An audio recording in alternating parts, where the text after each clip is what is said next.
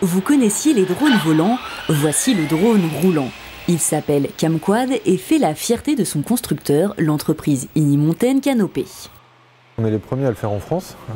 Aujourd'hui, on a des fabricants de drones volants qui sont penchés sur la question aux États-Unis ou à l'étranger. Et surtout, la nouveauté, c'est que nous, on le développe à partir d'un système existant pour faciliter la maintenance. Seul drone français construit à cette échelle, il mesure près de 90 cm de long et peut aller jusqu'à 90 km/h. Téléguidé, il permet une captation d'images fluides et stabilisée.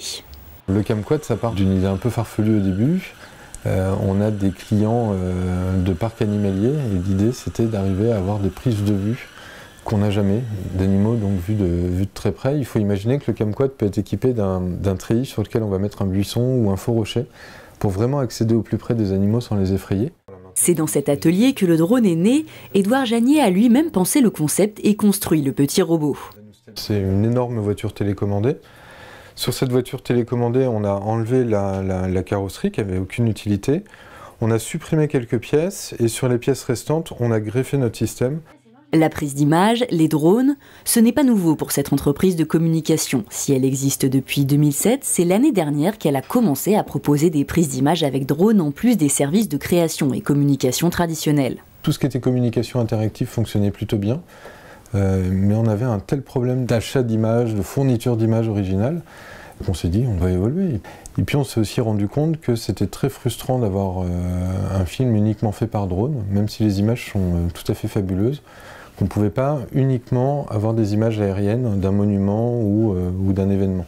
Canopé constate une demande grandissante pour ces petits appareils. Leur utilisation se développe. Ils se rendent utiles dans des domaines parfois très éloignés du marketing ou de la communication. On peut aussi avoir besoin de nous pour les drones par exemple, pour aller faire du diagnostic. Un assureur qui aurait besoin d'aller voir l'état d'une toiture sans mettre personne en danger, on va être capable d'emmener un drone et puis d'aller voir ce qui s'est passé et dans quel état est la structure. Le Camquad peut aussi avoir cette vocation-là, c'est-à-dire d'aller dans des canalisations. La location d'un drone coûte environ 1 200 € la journée, une somme presque modique à côté de la location d'un hélicoptère qui revient, elle, à 2 500 € de l'heure. Seule contrainte, l'utilisation des drones volants est très réglementée pour les particuliers comme pour les professionnels.